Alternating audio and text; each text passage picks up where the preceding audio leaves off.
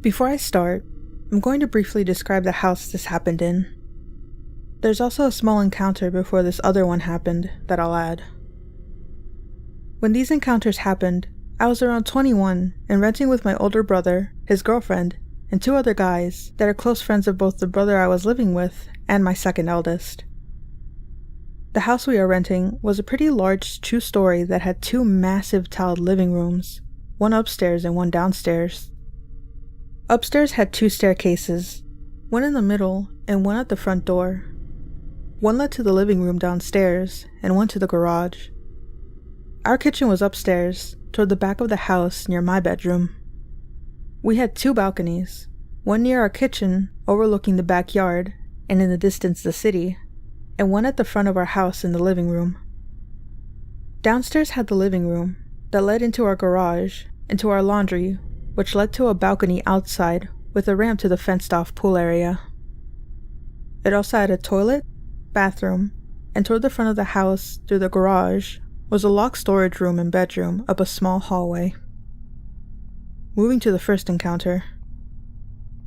All my housemates were out this night, 3 at a work function, and 1 decided to go drinking with mates in the city, so I was home alone. This was a little out of the norm, as we were mostly gamers and even had a sick 4 PC setup in the living room. But I am the most antisocial out of the housemates, so I was a-okay with playing games and heading to bed at 2 a.m. or some other ungodly hour. With me, gaming and coffee go hand in hand, so in between games of CS, I decided to go to the kitchen and boil the kettle. As it was heating up, I heard the doorknob downstairs violently shake, as if someone was trying to get in. My mind instantly jumped to the conclusion my housemate that went to the city was locked out. I quickly gave a yell. "Hold up, mate, I'm coming down." I ran downstairs, turned on the light, and opened the door. No one was there.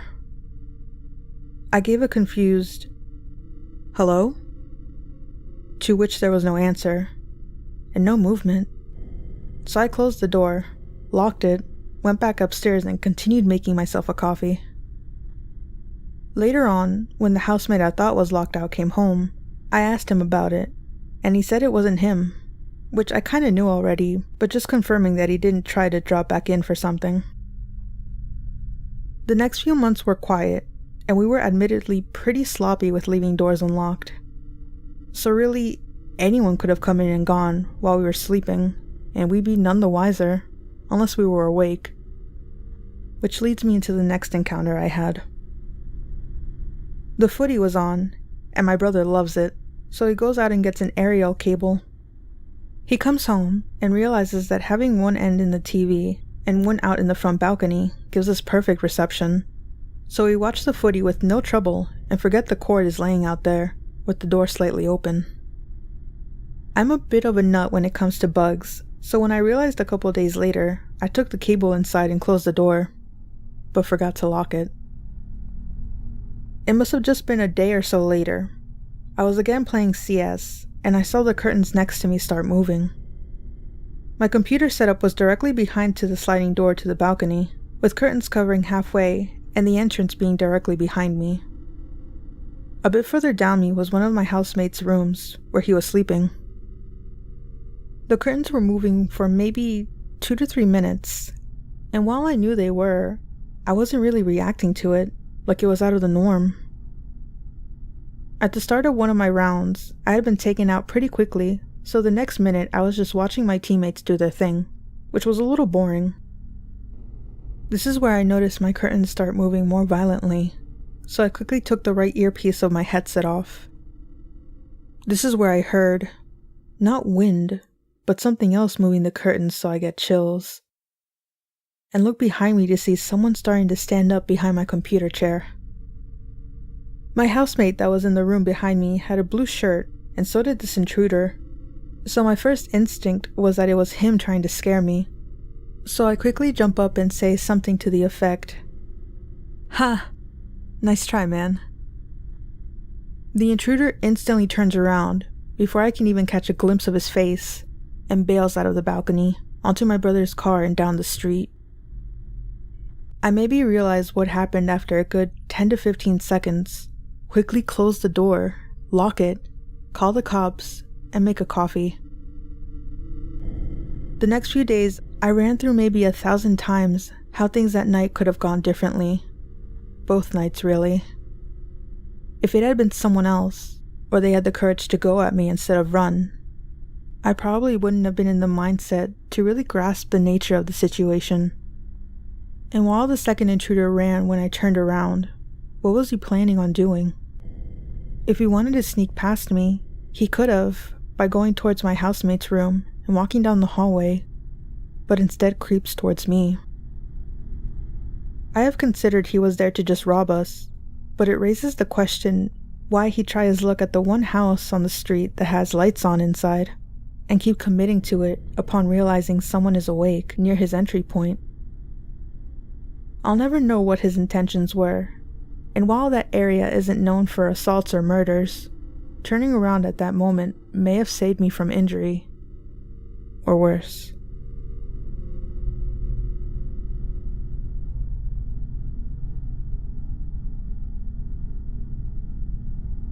So I live in a pretty rural area in England.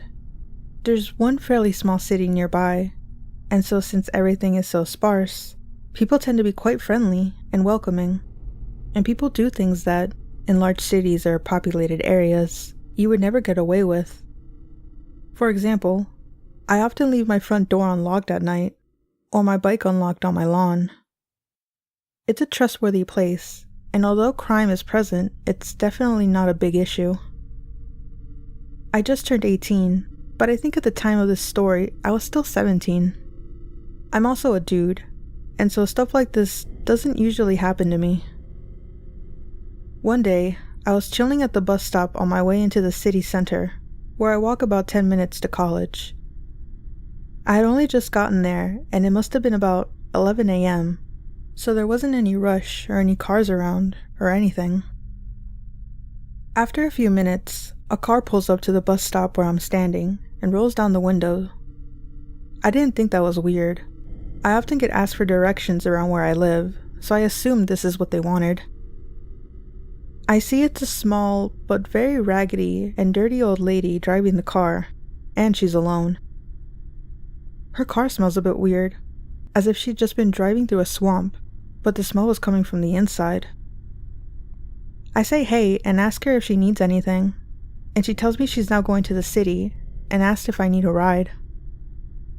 I thought that this was really odd, but I wasn't threatened, me being a healthy and semi-tall 17-year-old guy and her being a tiny old lady. I remember not wanting to show how weird this all was out of respect, so I just politely said, "No thanks, the bus will be here soon anyway, but thank you."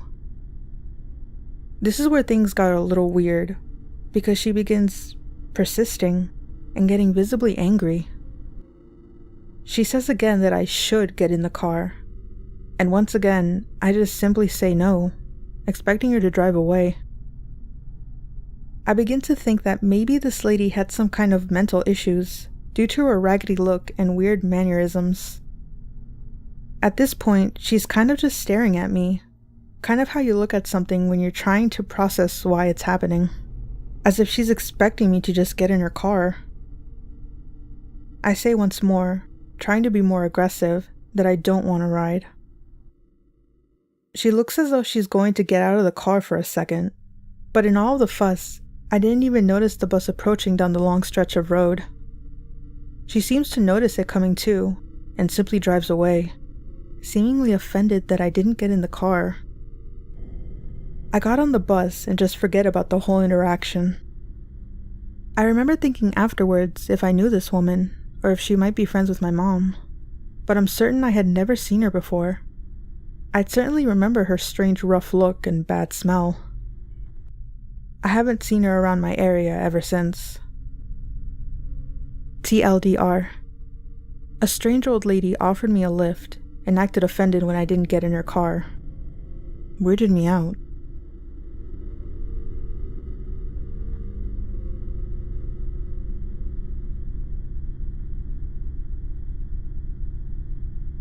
So this is one of the oddest things I've ever witnessed, and although I wasn't this weirdo's target, it was still awfully creepy to see.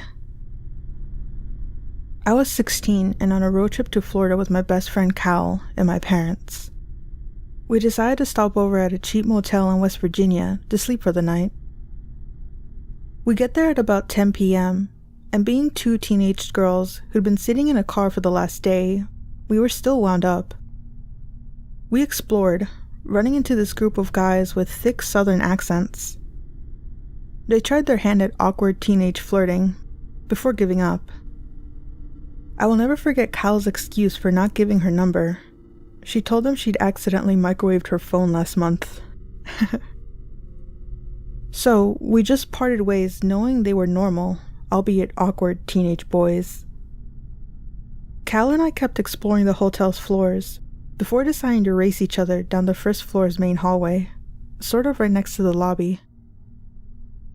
As we're laughing and speeding down this hallway, we run past this room with the door wide open, and since I was running at full speed, all I saw was a bunch of shiny things all over the floor, in front of and in the doorway, and a big blobby blur in the middle of it all. We get to the end of the hallway and ask each other what the hell that was. We sneak back slow and peer around the corner, and in the doorway of this room, there's this really obese man lying on his stomach with his chin resting on his hands, like he's trying to be cute. And all around him he's got silverware and tiny metal trinkets laid out. When he noticed us, he smiled weirdly, but didn't move anything besides his torso to face us a little better.